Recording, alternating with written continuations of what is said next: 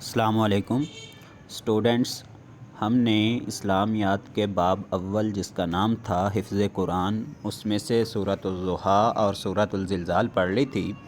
تو آج ہم پڑھیں گے سورۃ القاریہ، ساتھ میں اس کا ترجمہ بھی پڑھیں گے، مختصر وضاحت بھی بتاؤں گا اور اینڈ پہ ہم اس کی تلاوت سنیں گے۔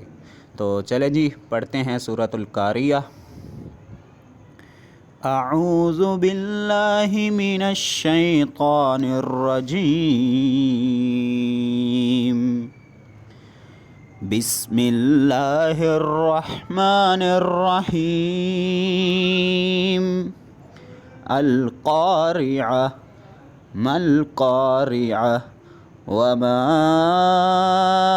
ادراک ما القارعہ۔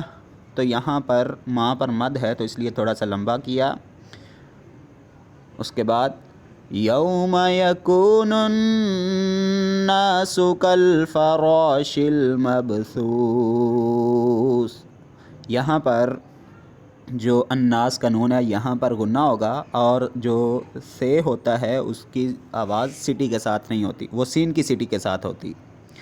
اس کے بعد وَتَكُونُ الْجِبَالُ كَالْعِهْنِ الْمَنْفُوشِ، تو یہاں پر منفوش میں نون پر غنہ۔ فَأَمَّا مَنْ ثَقُلَتْ مَوَازِينُهُ، تو یہاں پر اس آیت میں دو غنّے، ایک فَأَمَّا کی میم پر اور دوسرا من یہاں پر اس میں اس نون پہ ہے جی۔ اس کے بعد فَهُوَ فِي عِيشَةٍ رَاضِيَةٍ وَأَمَّا مَنْ خَفَّتْ مَوَازِينُهُ، تو یہاں پر پھر وَأَمَّا کی میم پر فَأُمُّهُ هَاوِيَةٌ، تو یہاں پر بھی فَأُمُّهُ کی میم پر وَمَا أَدْرَاكَ مَا هِيَهْ نَارٌ حَامِيَةٌ۔ تو بچوں یہ تھی اس کی تلاوت۔ اب ہم اس کی ٹرانسلیشن بھی پڑھتے ہیں۔ تو آیت نمبر 1 ہے جی القاریہ۔ القاریہ کا مطلب عظیم حادثہ، مطلب جو واقع ہونے والی، کھڑکنے والی۔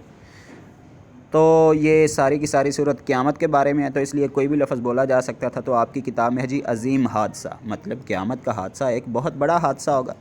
مل قاریہ، کیا ہے وہ عظیم حادثہ؟ مطلب اللہ تعالیٰ نے خود ہی سوال بنا دیا کہ وہ عظیم حادثہ کیا ہے۔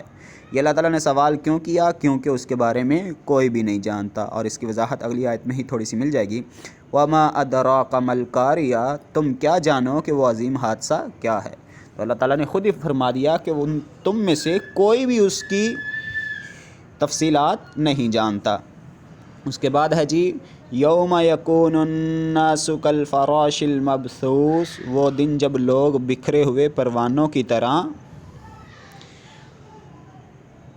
اور پہاڑ رنگ برنگ کے دنکے ہوئے اون کی طرح ہوں گے۔ اس کے ساتھ یوم یکون الناس کالفراش المبثوث، جس دن ہوں گے، جس دن یکون ہوں گے الناس لوگ، کالفراش المبثوث بکھرے ہوئے پروانوں کی طرح۔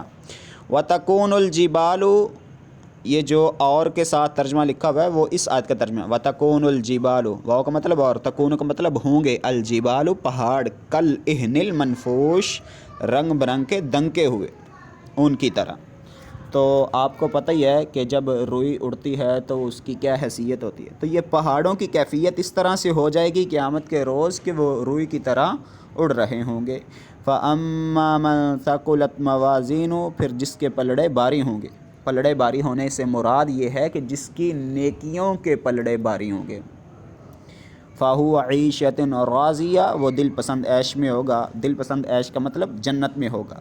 وَأَمَّا مَنْ خَفَّتْ مَوَازِينُهُ، اور جس کے پلڑے ہلکے ہوں گے۔ تو ہلکے ہونے کا مطلب یہ ہے کہ جس کے نیکیوں کے پلڑے ہلکے ہو گئے۔ فَأُمُّهُ هَاوِيَةٌ، اس کی جائے قرار گہری کھائی ہوگی۔ تو جائے قرار کا مطلب اس کا ٹھکانہ، گہری کھائی کا مطلب جہنم۔ وما ادراک ما ہیا، اور تمہیں کیا خبر کہ وہ کیا چیز ہے۔ اب جہنم کے بارے میں بھی یہی سوال اللہ تعالیٰ نے کیا جو جنت کے بارے میں کیا تھا، مطلب نہ جنت وہ نہ ہی قیامت، جو قیامت کے بارے میں سوال کیا تھا، نہ قیامت کی تفصیلات کو جانتا ہے اور نہ ہی جہنم کی تفصیلات کو جانتا ہے۔ نار حامیہ، وہ کیا ہے جی؟ وہ بھڑکتی ہوئی آگ ہے۔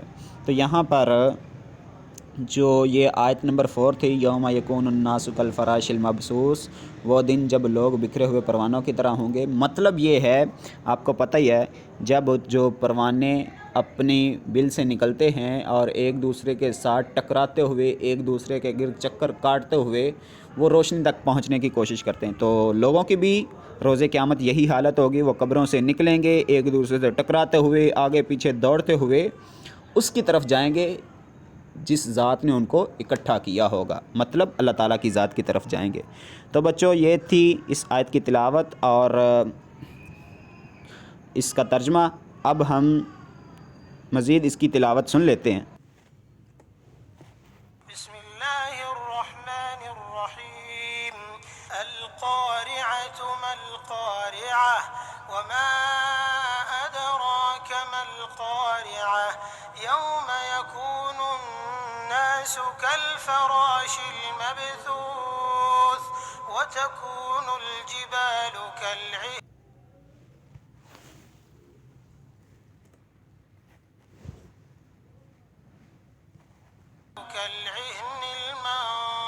المنفوش فأما من ثقلت موازينه فهو في عيشة راضية وأما من خفت موازينه فأمه هاوية وما أدراك ما هي نار حامية۔